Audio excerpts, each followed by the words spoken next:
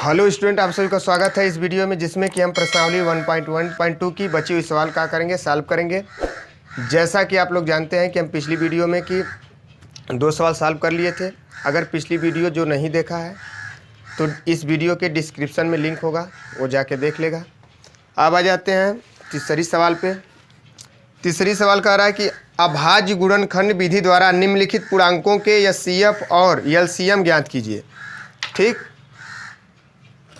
किससे करना है? अभाज्य गुणनखंड विधि द्वारा।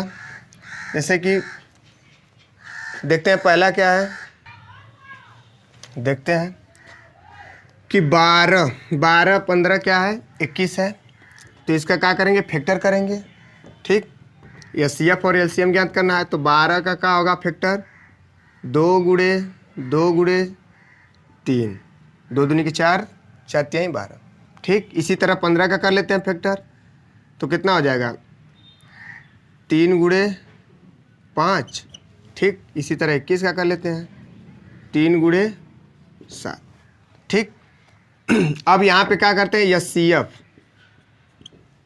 एचसीएफ निकालना है और एलसीएम निकालना है। ठीक, तो एचसीएफ का होगा जो सब में कॉमन होगा।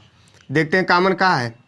देखो 3 सब में कॉमन है, तो एचसीएफ मतलब हाईएस्ट कॉमन फैक्टर।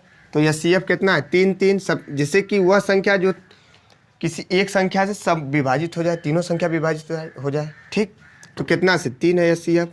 अब इसी तरह एलसीएम निकाल लेते हैं। एलसीएम में तो 3 तो रहेगा ही, और जो बचा है सब लिख दो एलसीएम। ठीक, lowest common factor list common factor कहते हैं। ठीक, लघुत्तम समावर्तक। तो 2 गुणे अब बचा है इधर 5 गुणे 7, पूरा कर लेते हैं। 3 दूनी के 6, 6 दूनी के 12, 12 5 60, 60 7 8 56। कितना हो जाएगा? 3 दूनी के 6 दूनी के 12, 12 5 60 गुणे 7, कितना हो जाएगा? 7 6 42, 720। इसी तरह इसको भी कर लेते हैं। अब देखते हैं 17 का फैक्टर, 1 गुणे 17 लिख सकते हैं ना। इसी तरह देखते हैं 23 का फैक्टर, तो 1 गुणे 23 लिख सकते हैं। फिर इसी तरह 29 का फैक्टर, तो 1 गुणे 29 लिख सकते हैं। इसी तरह फैक्टर। अब लिखेंगे कि एचसीएफ बराबर क्या होगा? जो सब में कॉमन होगा, एक एक कॉमन है ना, तो लिख लेते हैं एक एचसीएफ। एलसीएम 17 गुणे 23 गुणे 29 गुणे 1 भी लिख लो। 1 का मतलब कुछ है नहीं, गुणा करेंगे तो वही आएगा। ठीक है, अब इसका क्या कर लेते हैं? गुणा कर लेते हैं। ठीक है, गुणा करने में कितना आएगा? 17 का गुणा जब 23 में करेंगे, फिर 23 का गुणा 29 में कर देंगे, तो आएगा 11 3 9, 11 3 3 9, 11,339 आएगा। ठीक, इसी तरह तीसरा का पार्ट का है कि 8, 9 और 25 है। ठीक, तो इसको भी क्या करें? 8 का फैक्टर कर लेते हैं, तो क्या हो जाएगा? 2 गुणे 2 गुणे 2। ठीक, इसी तरह 9 का कर लेते हैं, तो 3 गुणे 3 गुणे 1 भी कर लेते हैं। ठीक, 25 का कर लेते हैं, तो क्या हो जाएगा? 5 गुणे 5 गुणे 1। ठीक, अब देखते हैं कि इसमें कॉमन का है। एचसीएफ बराबर, एचसीएफ कितना होगा? 1 1 कॉमन है ना, इसमें 1 1 कॉमन है। ठीक, तो एचसीएफ बराबर 1। एलसीएम कितना होगा?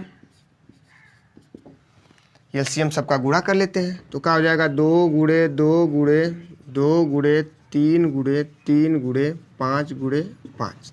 ठीक, गुणे 1 भी लिख लेते हैं। तो 2 का क्यूब 8, 3 का स्क्वायर 9, 5 का स्क्वायर 25 का 1 में गुणा होगा तो वही आएगा। 25 वाटे 200 गुणे 9, 9 दूनी के 1800। एलसीएम कितना आ गया? 1800। अब आ जाते हैं, देखते हैं चौथी सवाल का है कि कह रहा है कि यह एचसीएफ 306, 657 बराबर 9 है। एचसीएफ कितना है इनका? निकालें एचसीएफ, तो 9 दिया है। एलसीएम इनका क्या करना है? ज्ञात करना है। ठीक, तो देखते हैं कि क्या होता है कि HCF तो दिया है ना, इनका HCF दिया है, कितना दिया है 9 दिया है। अब इनका LCM निकाल लेंगे। ठीक, LCM निकालने के लिए क्या होता है, सूत्र एक तो है कि पहली संख्या गुणे दूसरी संख्या, पहली संख्या गुणे दूसरी संख्या बराबर HCF गुणे LCM। ठीक, ये सूत्र है।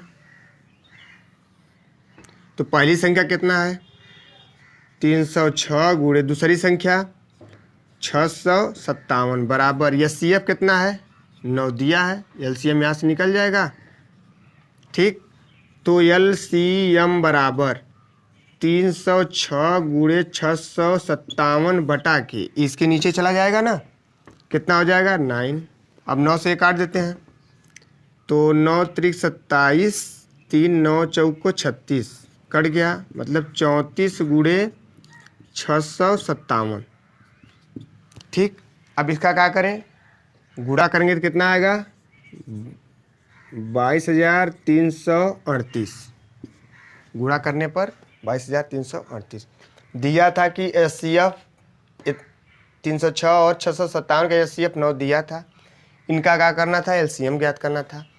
तो इसके लिए सूत्र होता है कि पहली संख्या गुणे दूसरी संख्या बराबर HCF गुणे LCM। तो कहा पहली संख्या है 306, दूसरी संख्या 657 थी, तो HCF भी दिया ही था, तो LCM निकल जाएगा, तो यहाँ से निकाल लिए। या तो इनका फैक्टर भी करके क्या करते हैं, निकाल सकते हैं, LCM फैक्टर भी करके। ठीक, अब आ जाते हैं पाँचवीं सवाल क्या कह रहा है कि जांच कीजिए कि क्या किसी प्राकृतिक संख्या n के लिए, क्या कह रहा है कि जांच कीजिए कि क्या किसी प्राकृतिक संख्या n के लिए संख्या 6 पावर n अंक 0 पर समाप्त हो सकती है। जांच करना है कि 6 पावर n 0 पे समाप्त हो सकती है, ये क्या करना है, जांच करना है। ठीक,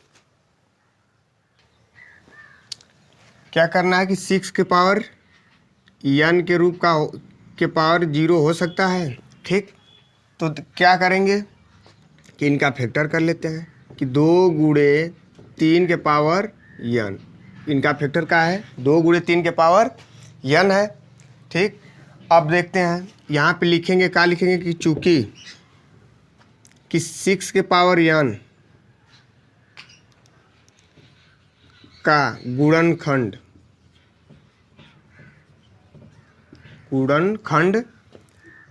2 के पावर m गुणे 5 के पावर n के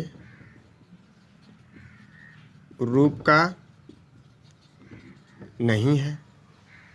क्या लिखेंगे कि 6 के पावर n का गुणनखंड जो है, इनका गुणनखंड इसके रूप का नहीं है, इसलिए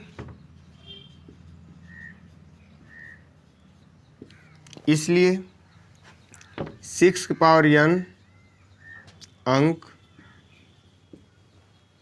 0 पर समाप्त नहीं होंगे, 0 पर समाप्त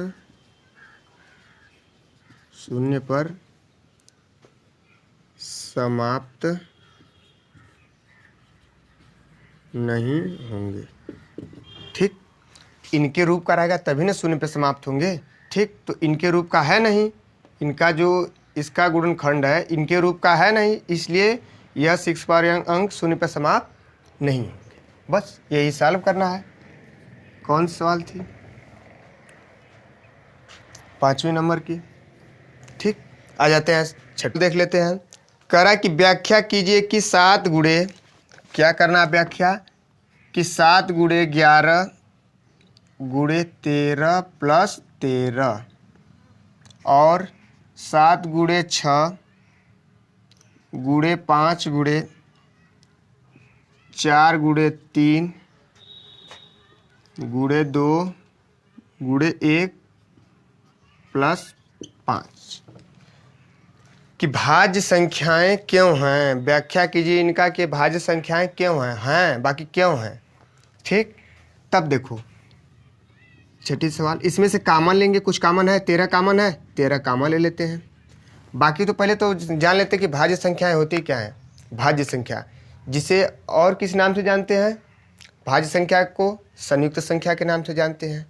ठीक, भाज्य संख्या को और किस नाम से जानते हैं, संयुक्त संख्या के नाम से, या इसको यौगिक संख्या भी कह सकते हैं। ठीक, तो भाज्य संख्या की परिभाषा क्या हुई कि वह संख्या जो 3 या 3 से अधिक फैक्टर हो। जिस संख्या का 3 या 3 से अधिक फैक्टर हो उसे का कौन संख्या कहेंगे, भाज्य संख्या कहेंगे।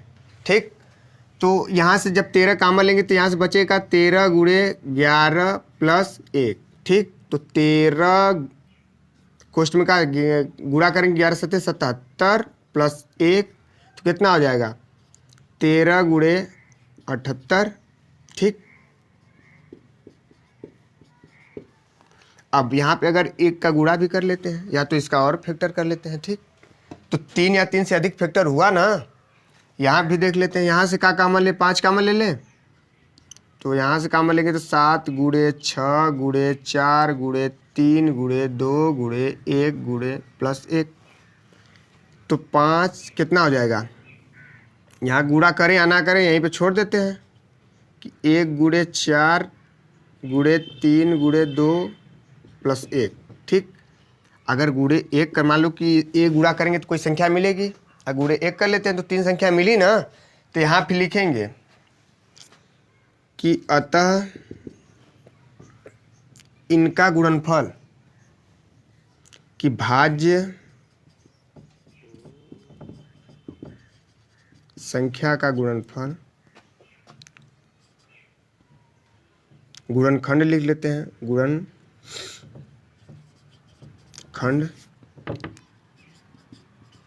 3 या 3 से अधिक है। ठीक, इसलिए यह भाज्य संख्या, नहीं तो इस संख्या का गुणनफल 3 या ऐसे लिख लेते हैं कि इस संख्या, जो ये सब संख्या है ना, कि इस संख्या का गुणनफल 3 या 3 से अधिक है, इसलिए यह भाज्य संख्या है। बस सिंपल। ठीक, कि यही संख्या है ना, इनका इन्हें गुणनफल किए हैं हम ना, गुणनखंड किए हैं, तो इनका गुणनखंड का है 3 या 3 से अधिक है, इसलिए यह भाज्य संख्या है। पूछा था क्यों है, तो इसलिए है। ठीक, गुणनफल क्या है, 3 या 3 से अधिक है। ठीक, अब देखते हैं 7वां सवाल कि किसी खेल के मैदान के चारों ओर एक वृत्ताकार पथ है। क्या है, वृत्ताकार पथ है। ठीक, चारों ओर करा, इस मैदान पर एक चक्कर लगाने में सोनिया को कई मिनट लग रहा है। सोनिया को लग रहा है 18 मिनट।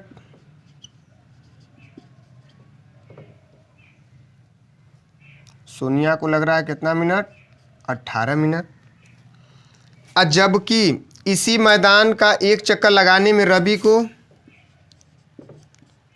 लग रहा है 12 मिनट। ठीक, लगते हैं तो मान लीजिए वे दोनों एक ही स्थान और एक ही समय पर चलना प्रारंभ करके एक ही दिशा में चलते हैं तो कितने समय बाद वह पुनः प्रारंभिक स्थान पर मिलेंगे।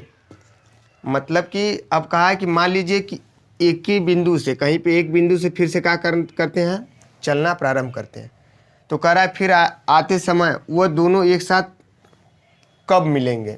ठीक, मतलब कि इनका तो समय कि ये तो 18 मिनट ले रहे हैं या 12 मिनट ले रहे हैं, तो इसका का सीधे सीधा क्या कर लेंगे, एलसीएम निकाल लो तो मालूम चल जाएगा दोनों के लिए। तो एलसीएम पहले तो 18 का फैक्टर कर लेते हैं, तो कितना हो जाएगा, 2 गुणे 3 गुणे 3, 2 3 36 18, 12 का कर लेते हैं फैक्टर, तो क्या हो जाएगा 2 गुणे 2 गुणे 3। तो एलसीएम बराबर लिख लेते हैं, जो कॉमन होगा तो ठीक है, होगा ही। ठीक, और जो बचा है वो लिख लेते हैं, इसमें भी कॉमन का है 2, फिर गुणे 3 गुणे 2। ठीक, तो क्या हुआ, 3 3 के 9 दूनी 18 दूनी के 36 मिनट। मतलब कि 36 मिनट बाद वो मिल जाएंगे एक दूसरे से। अब ये तो प्रश्नावली समाप्त हो गई। अब 1.3 की प्रश्नावली क्या करेंगे, शुरू करेंगे, वो भी अगले वीडियो में शुरू करेंगे।